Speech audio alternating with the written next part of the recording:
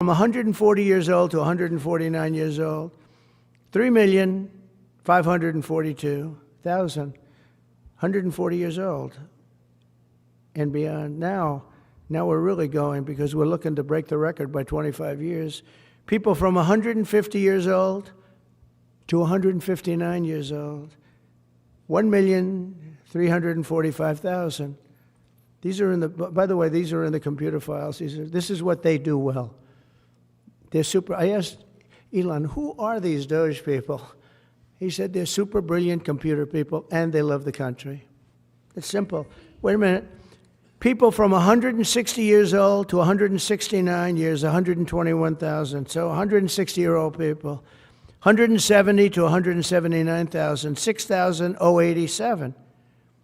But now, let's go into the real numbers. From 200 to 209 years old, 879 people.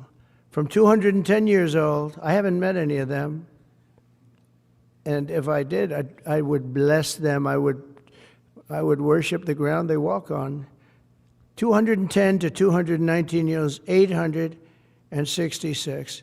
From 220 years old to 229 years old, 1,039. And then you have two people. From 240 years old to 249 years old, one person. And there's one person that's 360 years old. That's just that. And then, where's the money being spent, right? Let's go into that for just a second. $520 million for a consultant on the environment. It's called Environmental, Social, and Governance. Investments in Africa and mobilize private sector resources. $520 million. Somebody got $520 million for an environmental, sounds like an environmental study. I've always been one that paid a lot of money for my environmental studies, but I paid like $50,000, not $520 million. $520 million for ESG. $25 million to promote biodiversity, conservation, and promote licit livelihoods by developing socially responsible behavior in the country of Colombia. Well, it's nice, $25 million to go into Colombia for something that nobody ever heard of. $40 million to improve the social and economic inclusion of sedentary migrants. $40 million. $42 million for Johns Hopkins, great place, to research and drive social and behavior change in Uganda. $42 million. What about us? What about social change in our country? $70 million for a center at Purdue to research university-sourced, evidence-based solutions to developmental challenges. I mean, these are massive numbers on things that nobody ever heard about. $10 million for Mozambique voluntary medical male circumcisions. $10 million for circumcisions in another country. $9.7 million for UC Berkeley to develop a cohort of Cambodian youth with enterprise-driven skills. In other words, let's teach them something about enterprise. What about our people? Can't we teach them about enterprise? $2.3 million for strengthening independent voices in Cambodia. $32 million to the Prague Civil Society Center, which is a very liberal group of people. Wonder how much of that money came back to the people that approved it. $14 million for improving public procurement in Serbia. $486 million to the Consortium for Elections and Political Process Strengthening, including $22 million for inclusive and participatory political process in Moldova, and $21 million for voter turnout in India. Well, why are we giving $21 million to India? They got a lot of money. They're one of the highest taxing countries in the world in terms of us. We can hardly get in there because their tariffs are so high. I have a lot of respect for India. I have a lot of respect for the Prime Minister. He just left, as you know, 2 days ago. But we're giving $21 million for voter turnout. It's voter turnout in India. What about like voter turnout here? Oh, we've done that, I guess. We did $500 million, didn't we? It's called the lockboxes. But closer to $20 million for fiscal federalism in Nepal. Listen to these numbers. This is all fraud. $19 million for biodiversity conservation in Nepal. $1.5 million for voter confidence. We want to give them confidence in Liberia. $14 million for social cohesion in Mali. $2.5 million for inclusive democracies in South Africa. $47 million for improving learning outcomes in Asia. Asia's doing very well. They're doing a lot better than we do in the schools, aren't they? $2 million to develop sustainable recycling models to increase socioeconomic cohesion among marginalized communities in Kosovo and Eskali and in Egypt. We're talking about hundreds of billions of dollars. I could, by the way, I could read this all day long. I could go on all day long, and you'll see hundreds of billions of dollars, and we're doing it. But when I saw the Social Security numbers, I said, wow, that's really something. So we have, let's just go above 100 years old. We have millions and millions of people over 100 years old. Everybody knows that's not so. We have a very corrupt country, and it's a sad thing to say, but we're figuring it out. Now, the good thing about Social Security and what I read is if you take all of those numbers off, because they're obviously fraudulent or incompetent, but if you take all of those millions of people off Social Security, all of a sudden we have a very powerful Social Security with people that are 80 and 70 and 90, but not 200 years old. You know, so it's a very positive thing. How about over here? Yeah, please. Your reaction to Michelle King, the head resigning after the Doge? Who resigned? The head of Social Security. I don't know. I mean, I resigned or got fired. I think got fired. You know, when you fire somebody, they always resign, and then they say, we resigned. But when you have numbers like that, I think really it's got fired. They have to get fired. Who would keep them? How could you have numbers like this? Now, the big thing is, how many of these people got paid? Were they getting paid? Were they getting paid? How many of them were getting paid Social Security? Because if that's the case, it's a massive fraud. We'll have to call those great Palm Beach police into this situation, right? You guys would figure that out very quickly. But how many of them are being paid? I mean, maybe millions of them, but it's a total fraud. Also, a lot of illegal immigrants are in Social Security that shouldn't be there. Yeah, please, go ahead. Mr. President, there was a big wave of probationary federal workers who were fired over the weekend. Some of these workers focused on nuclear weapon security were immediately rehired. Do you have any concerns about how these terminations have No, played out? not at all. I think we have to just do what we have to do. It's, you know, you're going to, it's amazing what's been found right now. It's amazing. If we feel that in some cases they'll fire people and then they'll put some people back, not all of them, because a lot of people were let go. Don't forget, I got elected on the basis of making our government stronger and smaller, because we have millions of people that obviously they're paying millions of people that shouldn't be paid. And that has also to do with workers. Yeah, please. No, go ahead. Axios, New York Times. Mr. President, given your concerns about corruption, you said that if there were any conflicts of interest with Elon Musk, you wouldn't let him anywhere near it. That's right.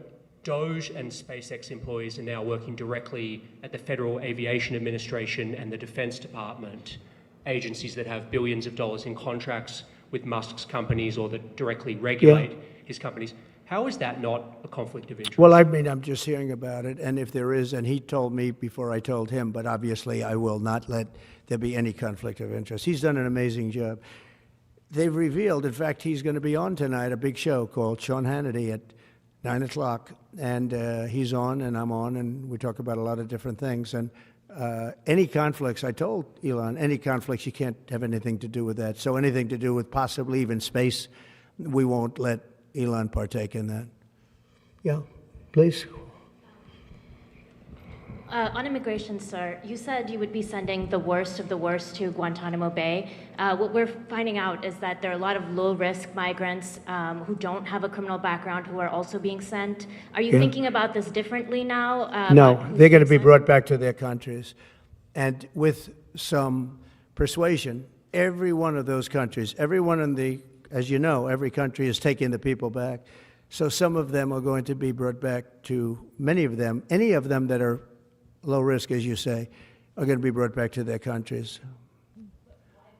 Yeah, go ahead, please. Can you give us a bit of an update on where you stand with Venezuela? Yeah, It's sure. oil. There's basically a monthly license that can soon extend. Well, to you 6 know, we months had license. Venezuela on the run, and it looked like that was going to be very good. And when Biden came in, as he always does, he screws it up. And they started buying millions and millions and millions of dollars of oil, billions of dollars, actually, of oil. And it gave them a new life, a new, really, lease on life. But we'll see. We had some pretty good discussions with a lot of people within our government and the United States government that are involved in that. And Venezuela's a little bit early, but, you know, we were not buying from Venezuela when Biden came in for whatever reason. Instead of just taking the beautiful, as I call it, liquid gold, we have more than anybody. They started paying a fortune to Venezuela, and we're looking at that, actually. Why did they do that? Why were they doing that? Why would they go to the enemy and give them billions and billions of dollars? Now, with that being said, as you know, Venezuela has said very strongly they will not take any illegal immigrant, any of the people that they sent over to us. They sent their gangs, probably the worst gang anywhere in the world, as bad as MS-13, maybe worse, and they came out of the jails of Venezuela. They emptied their jails into our country, and they said, we'll never take them back. Well, they took them back, and they're taking them back, and they are taking them back rapidly. They were sending a lot of people to Venezuela. They said they wouldn't take them back, and they are taking back. But we're looking at Venezuela very seriously, and we're going to be able to. Don't forget, I've only been here for 3 weeks. Yeah, please. Just a little clarity on, are you inclined to continue to allow Venezuela, through, I think, Chevron and other oil companies, to export those petroleum products, or are you Maybe inclined not. to pull back? Yeah, maybe not. We're looking at that now. I just got here. When I left, they weren't doing anything. They were ready to go. We give up. And then Biden came along and he gave them literally billions of dollars. I couldn't believe it, actually. And we have so much under our feet, liquid gold. We have so much, and it was pretty amazing. So we're looking at that whole situation, why he did it. All right, how about one more? Yeah, please. Mr. President, what can you tell us about the CIA drone flights over Mexico? Is this the next step in the war against the cartels? Well, we're going to see. Should they have authority to take lethal action? Mexico's allowed a tremendous number of people to go through their country into ours, and even people coming from Mexico, and illegals, totally illegal.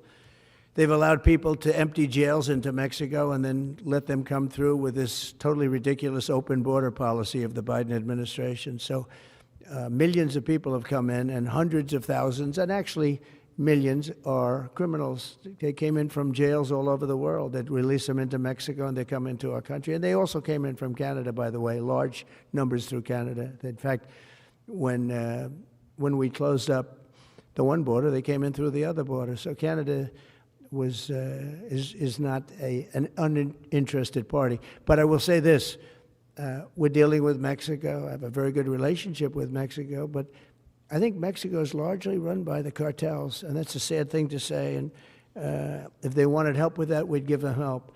But Mexico, if you look at what's gone on with Mexico for years now, but now especially, it's run by the cartels. And they've allowed millions of people to come into our country from jails and prisons of other countries from all over the world, not just South America, Africa, Asia, all over, a lot from the Congo in Africa, a lot.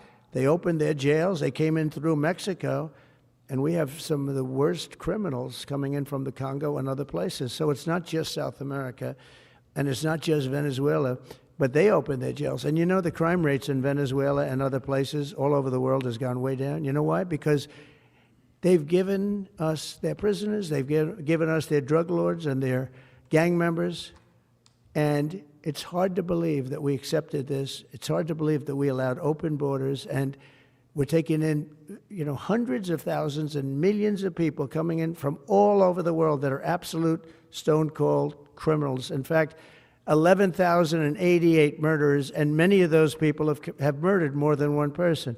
Why are they giving us these people, and why are we taking these people under Biden? You know, you had a border czar that never went to the border.